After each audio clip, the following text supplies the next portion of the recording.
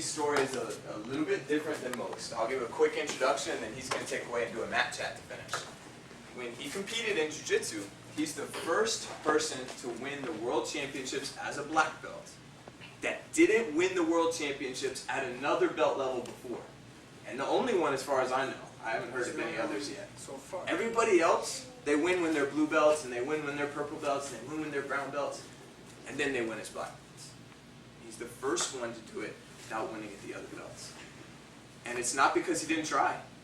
He tried and had a hard time, but he didn't give up. And that's what makes his story special. So, Professor Felipe. Yeah, this is what is interesting, is that when you tell somebody this, you might think, maybe he never competed before, but I competed. I started when I was 12, so a little bit older than most of you. I know some of you guys a little bit older than that. But I competed every year, and I really enjoy competing. I would enter every tournament, but I would always lose on those tournaments. And that would, at those moments, put me down a lot, because I was putting so much effort on my training, and I enjoy so much all this training process, and I would get no good results. But there are a few things we have to have in mind. Good results not necessarily mean a gold medal in the end. What I didn't know at the time is that all these moments where I was not winning the tournaments was being useful to prepare me for something much bigger, right? So sometimes you might be training over here, or you might be studying for something, or whatever your dreams are. You have to know that it's not going to happen from one day to the other. The question that I get every day is, what changed? How come you lost all the belts, but when you achieved the black belt, that is the hardest belt to compete, you became a world champion? And at first I didn't know the answer, because I wasn't doing anything different. I was being focused, I was training every day, I was not staying home because I was tired. I kept training hard all the years. So I came to the conclusion, and this is what I think it's important that you guys have in mind, is that you don't become a champion on the day of the tournament. You don't pass your belt test on the day of the belt test. You don't pass on school on the final exams. You pass every day when you follow your routine, when you do it, what is correct, what you have to be doing towards your goal on the every day. You're not going to study an hour before your test in school and pass. You have to be studying every day. You're not going to win a tournament if you just prepare the week before. You have to be coming to training.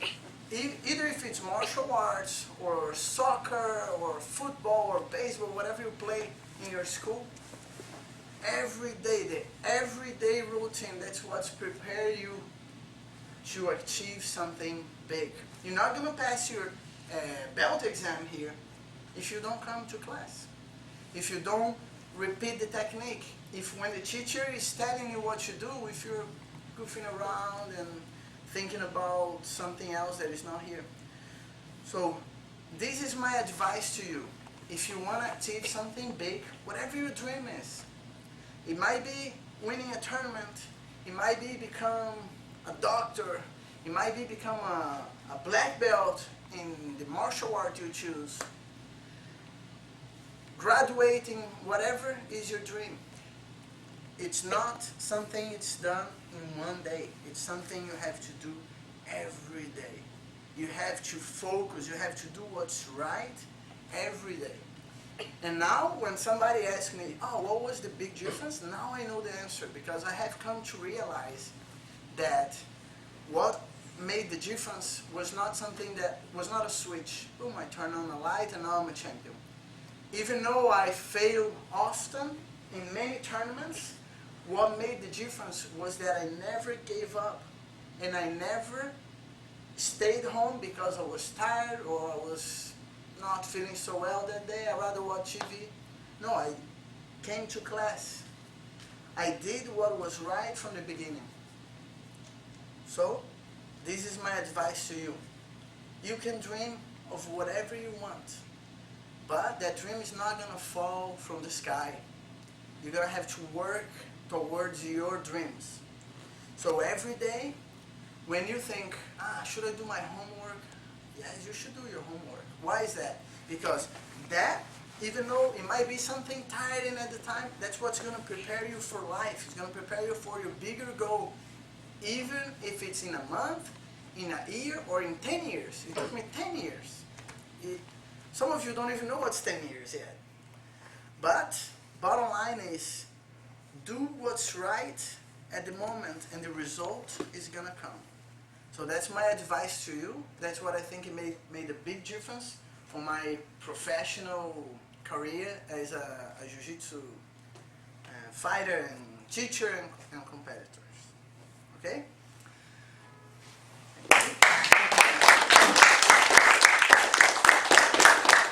So I want to know if some of you have a question, maybe related with martial arts, maybe how it is in Brazil where I live. It's so far away from you guys, or something you're struggling here in the academy that you want to advise, something that comes in your head, whatever it is.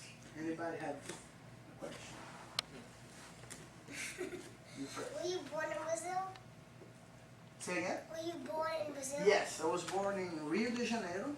That's where the Olympic Games this year is going to be. Yeah. So maybe you guys are going to see, no, you're not going to see it. When it's played on TV, you know, that's where Felipe is from. So.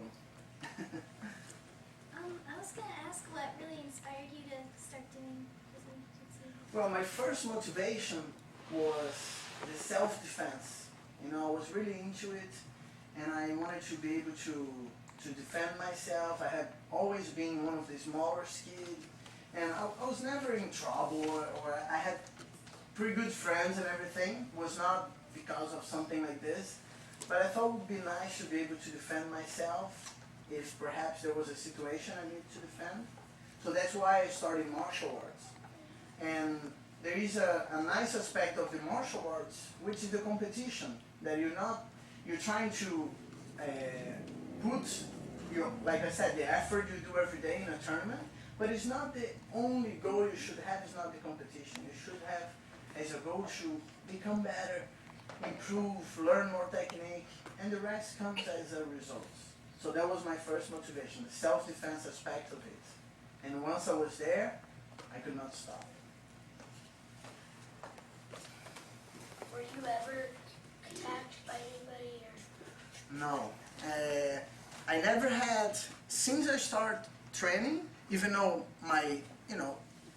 I've been the age of all of you guys. You learn, you think, if something happens, but you're going to notice, if you haven't noticed yet, you're going to notice pretty soon. Once you learn how to defend yourself, you almost feel it's not fair for you to get in that situation and hurt somebody.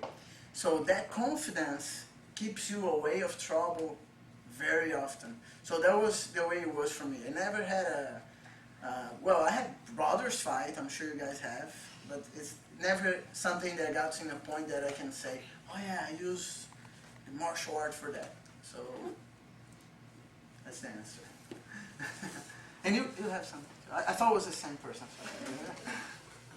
So do you do more than one tournament a year, or is it often just one tournament a year? Well, I do, this year, it was the first year that I'm slowing down. I haven't competed as much, but I would compete as much as I could. I thought that was an experience that was useful for me, especially because I had the mindset that I wanted to win, but whenever I lose, and like I said, I lost for a long time, that didn't make it stop. I would always see this as a way for me to see what can I improve. Why did I lose? Maybe because I was nervous, maybe because my technique wasn't so good at the time.